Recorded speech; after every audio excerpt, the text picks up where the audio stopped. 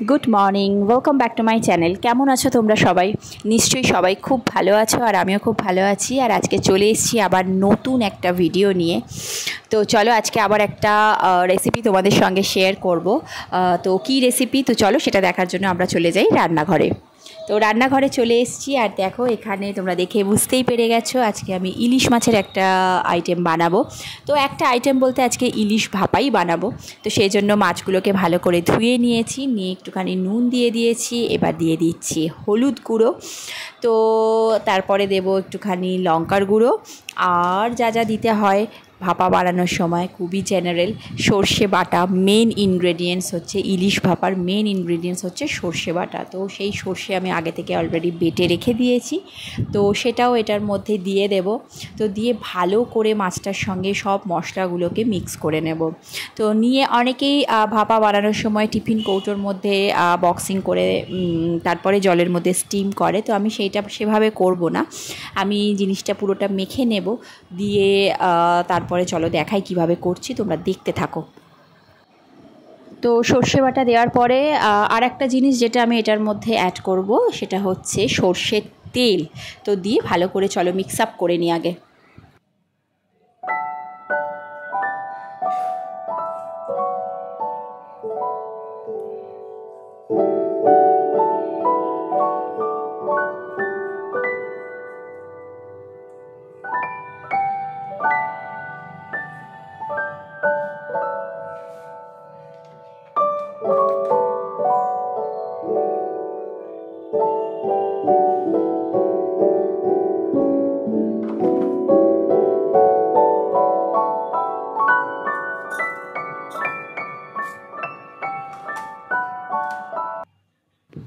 তো এদিকে আমি কড়াই বসিয়ে দিয়েছি আর কড়াইতে দিয়ে দিয়েছি 5 ফোড়ন।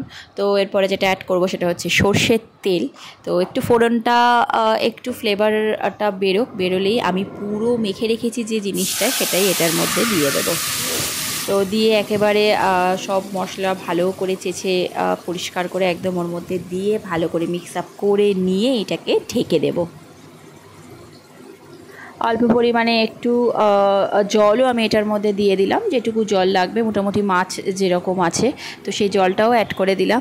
তো এবারে আস্তে আস্তে ঢেকে ঢেকে রান্না করতে হবে।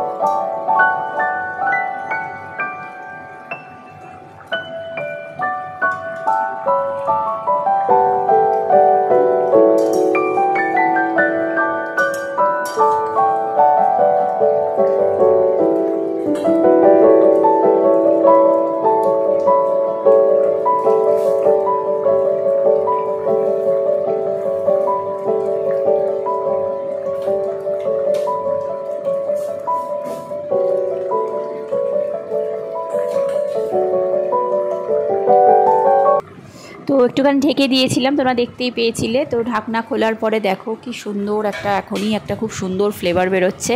তো আমি তার সঙ্গে দিয়ে দিলাম কাঁচা লঙ্কাগুলো।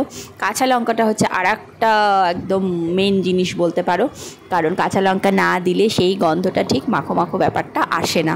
তো চলো আবারও আমি খুলে ফেলেছি ঢাকনাটা। তা দেখো মোটামুটি সুন্দরভাবে জমে গেছে। তো এবার এর মধ্যে আমি একটুখানি দিয়ে দিলাম শুধুমাত্র কাঁচা সর্ষের তেল। তো ফাইনালি এরকম একটা লুক এটার এসেছে। আর তার সঙ্গে সঙ্গে এটা থেকে বেরোচ্ছে ভীষণ সুন্দর একটা ফ্লেভার, যেটা তোমরা পাচ্ছ না, আমি পাচ্ছি। তো যাই হোক, তোমরা যদি এইভাবে বানাতে চাও একবার বানিয়ে দেখতে পারো, আমার মনে হয় তোমাদের ভালো লাগবে। তো চলো আজকের মতো টাটা।